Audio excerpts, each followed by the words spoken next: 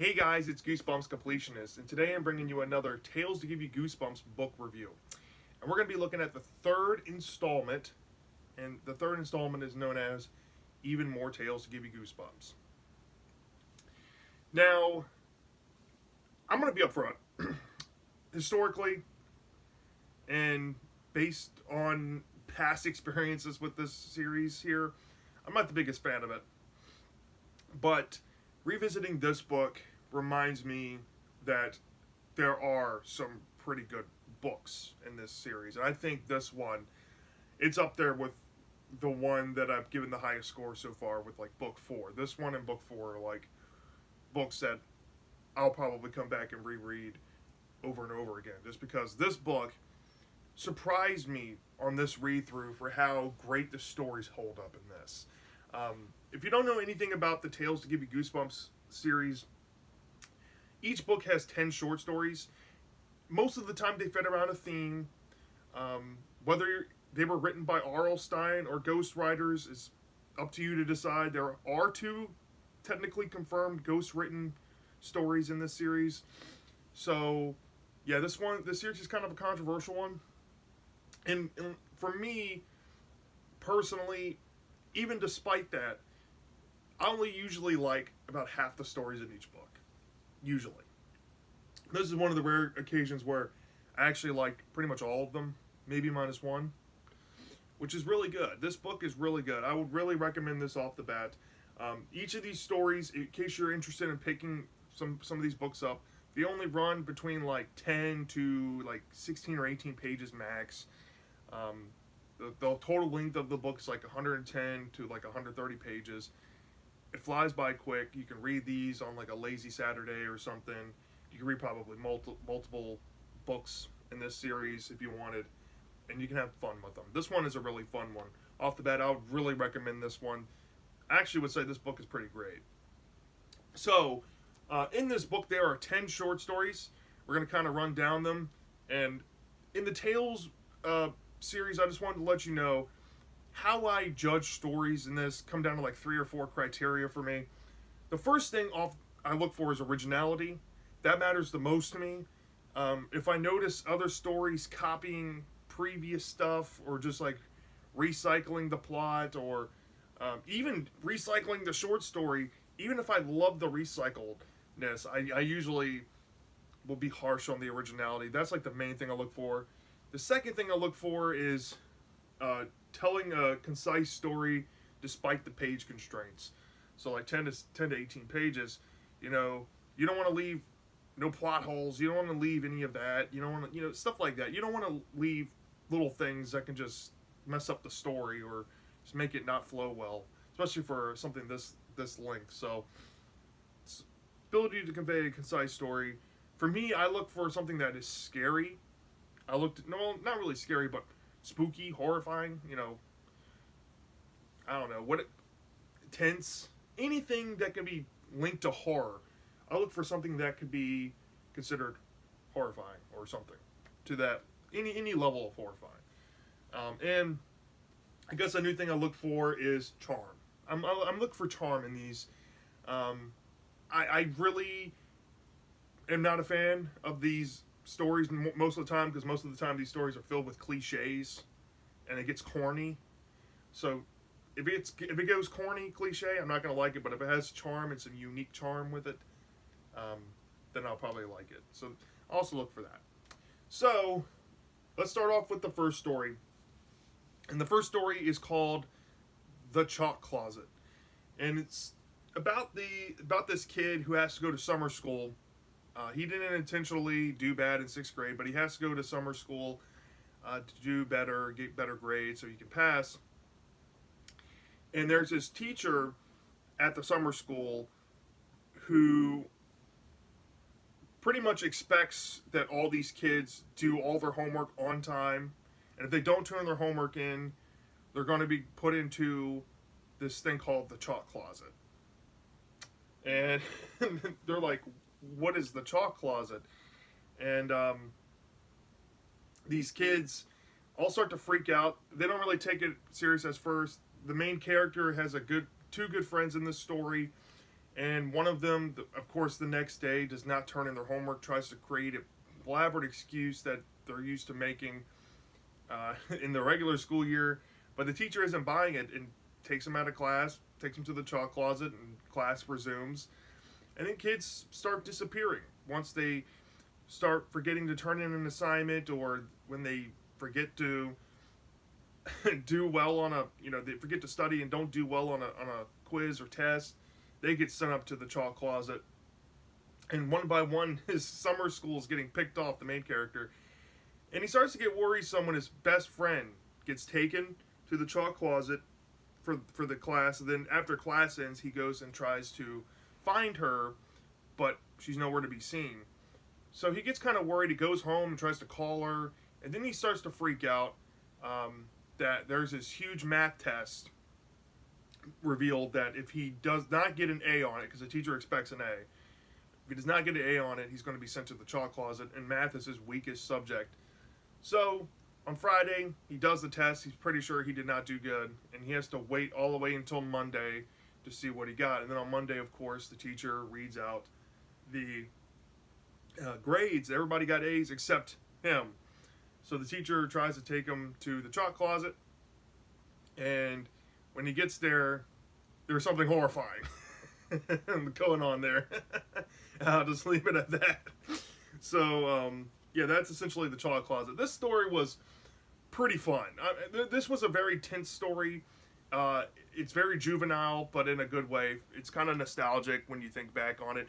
I guess it hit me better because I had chalkboards growing up as a kid. So yeah, this was really creepy. The second story is called Home Sweet Home. Now this one is about a girl who has a little sister who likes playing with dollhouses, and the older sister likes to play pranks on her little sister because she plays with dolls, and especially in her room all the time. And one day the little girl wants to go to this yard sale from this old lady down the street and try to find some stuff because she's a collector of dolls. She wants to find some doll outfits, some doll house pieces and such. So the older sister reluctantly takes her over to this yard sale. But when they arrive there, nobody's there out front. And it's just a long gravel driveway. The house looks creepy. And the little sister and her go up to the house.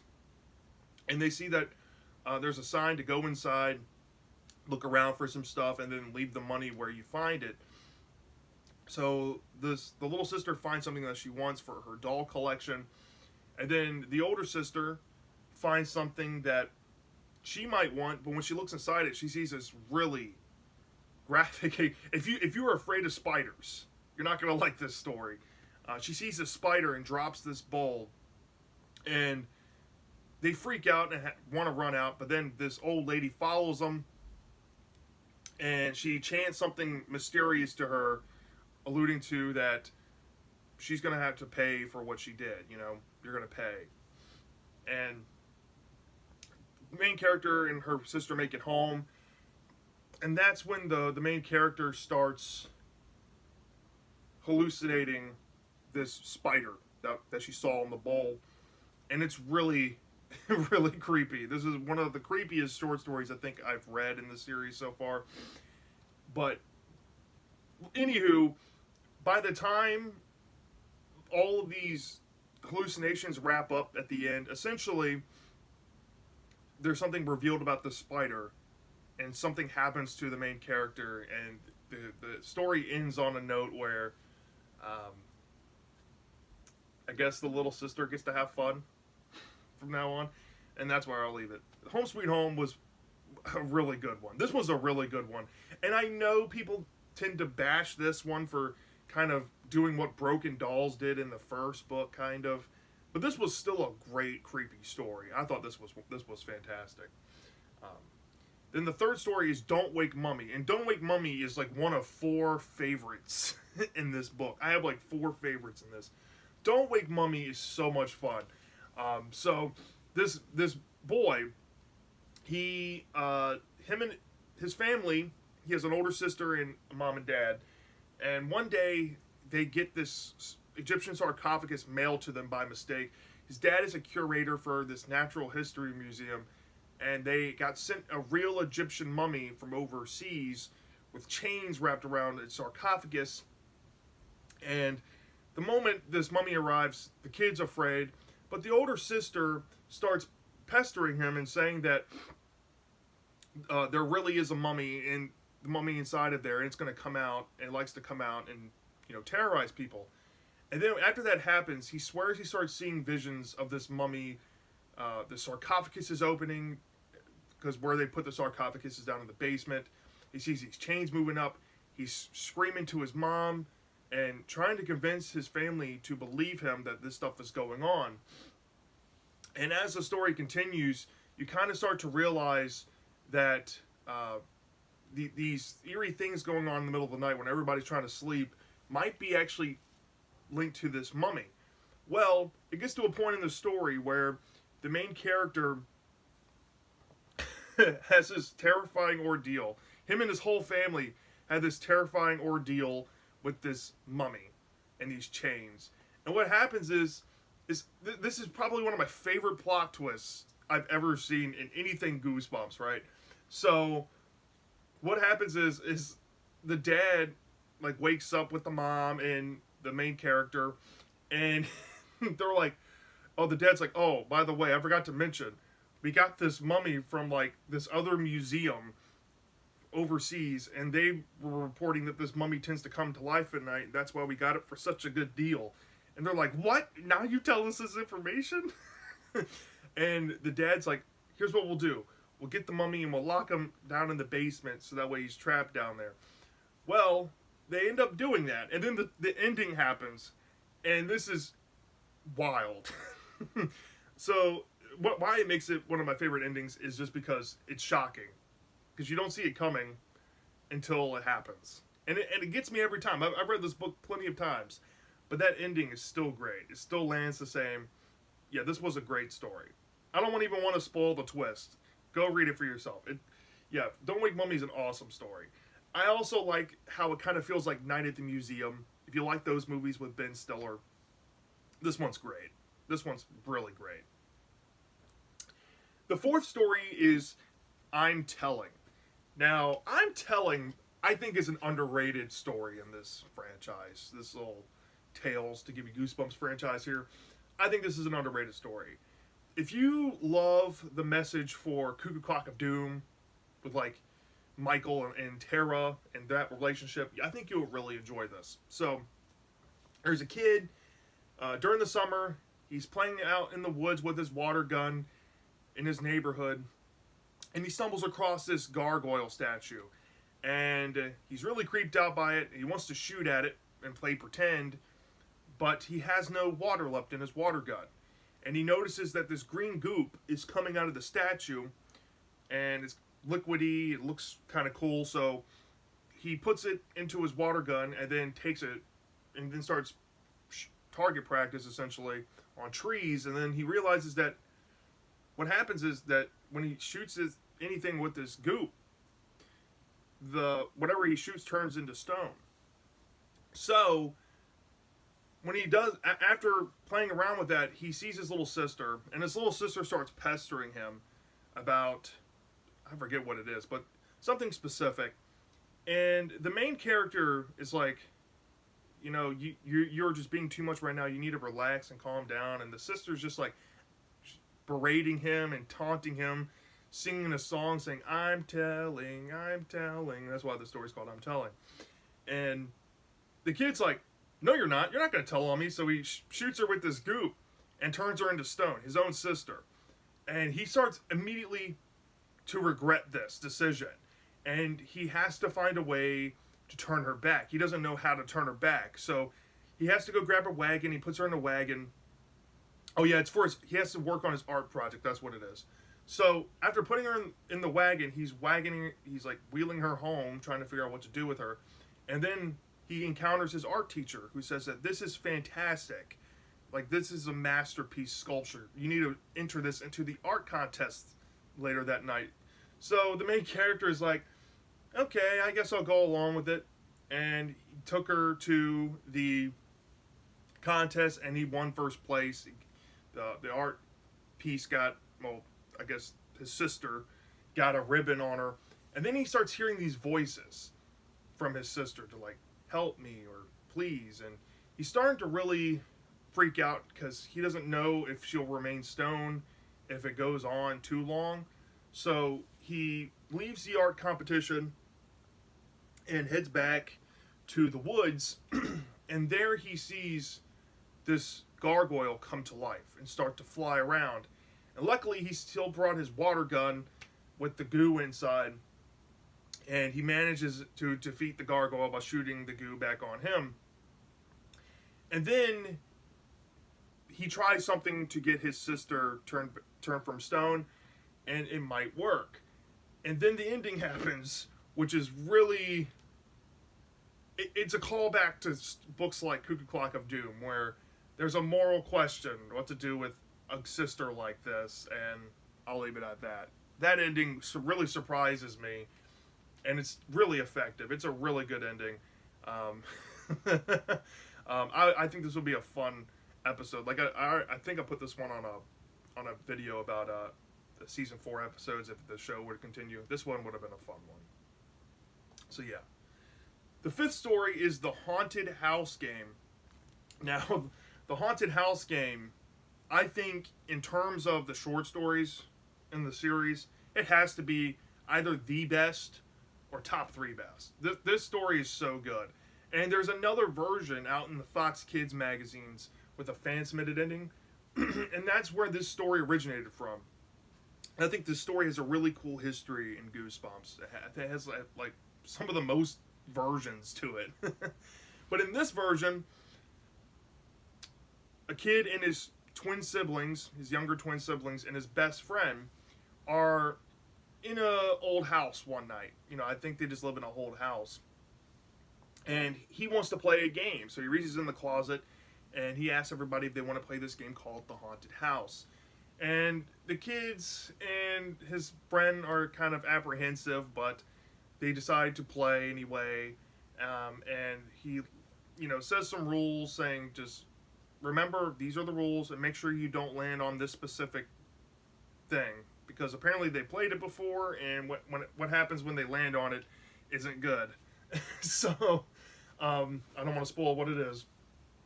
So they start playing the game, and as they're playing the game, the board will say something, like something will happen, like you'll tapping on the window or something, and then as soon as the board says that, they'll hear tapping on the window.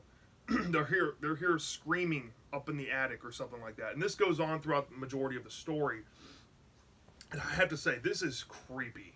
This is creepy stuff. There's, tapping on the window. There's a scream coming from upstairs, like blood-curdling screaming. There's a lightning storm going outside, turning off the power. They have to go in the dark. This is just everyday kind of scary stuff that you might think to hear or might play off in your psyche in an older, rickety, or settling house, right? And the story continues, and they keep rolling and playing and going through all these scary things, and then one of the kids land on the piece, or land on the space, or I guess roll the number you don't need to roll. I think it's like a 4 or something. And what happens is all of these things start to come out at once, and they all scream bloody murder. Because it's so terrifying. It's the most terrifying thing they've ever seen. And then, once the whole ordeal is over, the main character goes outside and looks down and sees a newspaper. And he finds this headline saying 4 kids died mysteriously from being scared to death. And the twist kind of plays off that revelation, and I don't want to go any further because then I'll spoil what the story is about, but all I have to say is you need to go read it.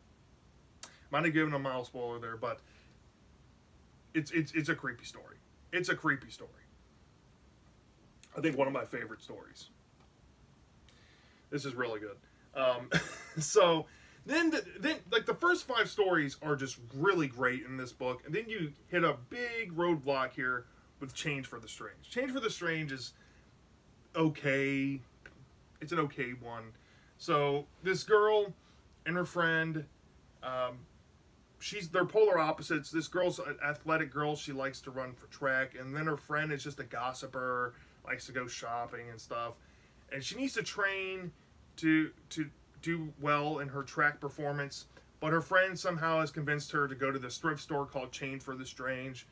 And when they get to this thrift store does odd things. Like there's pools with like shark tooth necklaces, and they're like legit pools. It's very weird how they set up their store. And the main character finds this finds this jacket made of like snakeskin, and it's colored red. And her best friend, revealed early on in the story, is deathly afraid of snakes, and she decides to get the snake jacket anyway because she likes how it fits, how it looks.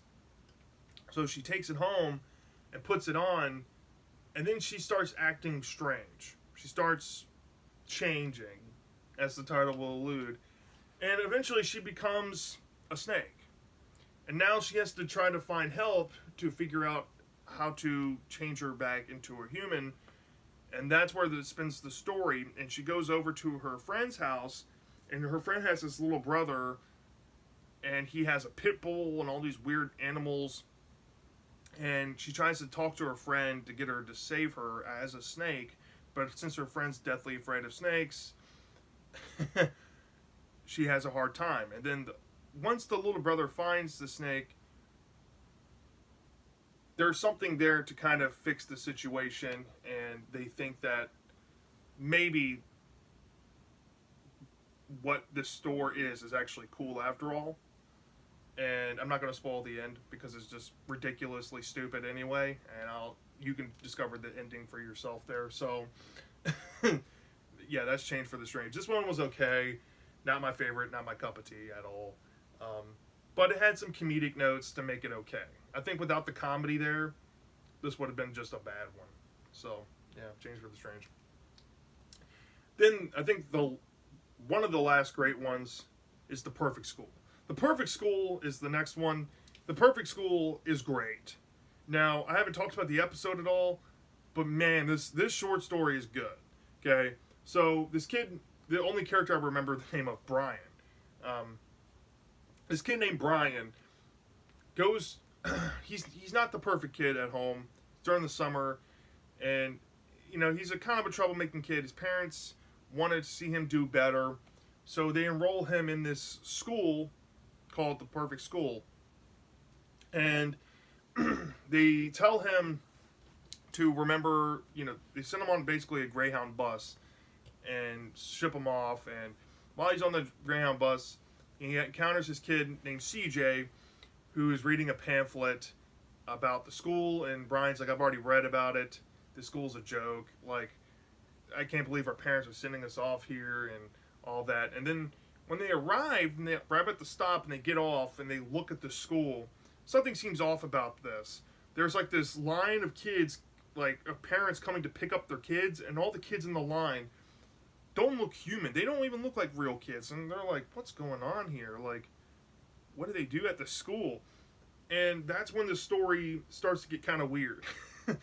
The director and the teachers, they all request to be called guardians. They're constantly examining these kids on questions about their personal lives, like how many bowls of cereal you eat a day, or what are the Halloween costumes you wore in the past 5 years. Weird questions like that. And they'll be taking like measurements of your body height, of your eye color, of your hair color and stuff. It's really weird. And they also get these really small confined rooms and they have to eat this gray paste, and it's just an unsettling type of place, right? Everybody's up in your business and whatnot, and not to mention Brian in his room. He gets the room at the end of the hall. He thinks he sees eyes and hears whispers going on, and nobody wants these kids to be talking to each other for some reason. So Brian is getting kind of uneasy, and it all culminates into this situation where um, he one day he's writing funny answers on these questionnaires that they keep giving him, and he's talking, and he gets in trouble by the Guardians sent out, and when he does that, he pretty much gets reprimanded and told that his process is going to be sped up, and he gets sent to this lab, and he keeps get all these tests done to him. He thinks something is weird, so he tries to go and call his mom, and he goes into the headmaster or the director's office and grabs the phone and calls his mom. And right when his mom picks up, the director's behind him, telling him that he's going to be done by tomorrow. His program's being accelerated. He's doing really good. And Brian's like, "What is going on?" So the director tries to kidnap him and accelerate his program, and he escapes. And he goes and finds CJ, and he's like, "Look, they're turning basically people into something that isn't us, and they're holding, I think, the real us here. We got to go find the real kids and get out of here." And then there's a big old plot twist. I don't want to spoil it, and it's really good. It's really good. It's a classic one, especially for these short stories. If you've seen the episode, you kind of already know the twist, but if you haven't, this is a special one. This is great. This is absolutely fantastic. Yeah, this was great. The next story is For the Birds. For the Birds it's another one of those okay. I actually think it's kind of good. For the Birds is really funny. For the Birds, this family essentially goes to this, they're all bird watchers, and they go to this eccentric little vacation place, hotel. It's kind of like a commodity hotel. And it's really weird. There's bird statues. There's bird references everywhere. Bird themed rooms. The parents are kind of like love birds, and the brothers are like mockingbirds. And the girl, the main character, feels like a black sheep in her family. And what happens is that they get to this place. The parents get a room, and then the kids get another room called the Cuckoo Nest. And the girl does not like the room, and she's really upset, and all she wants to do is do her own thing. And then she accidentally sits down on a thing of hedge clippers, and when she screams, it alerts the guy who works at the hotel, and he's like, "Oh, thank you for finding my hedge clippers. I owe you a favor. How about you get revenge on your family for bringing you here?" Okay, that's shocking and weird. So the girl denies that and decides to go on her merry way. And then later on, there's this maze out back that the hedge clippers went to. They needed it. Apparently, the guy needed hedge clippers because while in this maze, they stumble across these hedge statues that look exactly like them. And they start to freak out, think it's kind of cool, and then they get led into this metal cage. And then this big old twist happens. I don't want to spoil it, but it's wild. Yeah, this one's a wild one, kind of kooky, but pretty good. The next to last, is called Aliens in the Garden. Now, this one had a little bit of charm to it. This is one that probably plays on the most cliches of the whole book, but it's still funny. So this kid, one day during a big storm outside his backyard, sees this little tiny spaceship crash into his backyard.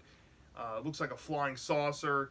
He goes out into, the mud and, the rose bushes and tries to dig out this little flying saucer, and he digs it out, and he's so enamored by it, by the design on it, by the lights, that he wants to show his friends on the playground the next day about it. He wants to show his best friend. So he takes it to the playground the next day, and he wants to show his friend, but his little schoolyard bully comes up and starts messing with him and tries to take the saucer. And this is when you kind of get this, weird little mini alien thing going on where these aliens show themselves and start shooting the bully in the knee with his blue ray, like ray gun type of thing. And the bully runs off, and the friend's like, "What are these things?" He's like, "These are real aliens." And the aliens, they seem kind of friendly, but they don't like loud noise, so you have to talk at like a whisper to talk to them. And it's really funny because the bully comes back with some help, and this time he brought his cousin with a baseball bat, and they're going to destroy these little aliens for like embarrassing him.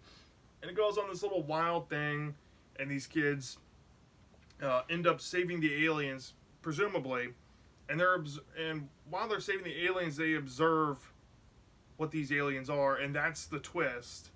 And essentially, the story ends there with the aliens flying off. But I don't want to share what the aliens are being observed as, because it's, if you've seen enough Twilight Zone, that twist was actually done in an old Twilight Zone episode.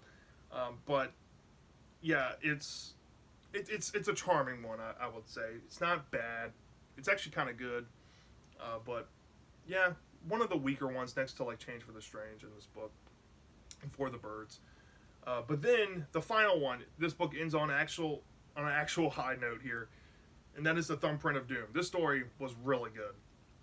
So these three kids see this new girl move to town, and this new girl, she looks kind of weird, and they start interacting with her, and the girl starts putting in their minds that these superstitions are real. She starts like frantically saying, "Don't step on a crack," you know, you shouldn't like black cats, stuff like that. And the kids are like, "Oh, ha hooey, this stuff isn't real." And then she says, "You ever heard about the Thumbprint of Doom?" And when the kids hear about this, they thought it was hilarious, so they give each other their own Thumbprints of Doom. And then I think after the Thumbprint of Doom starts happening,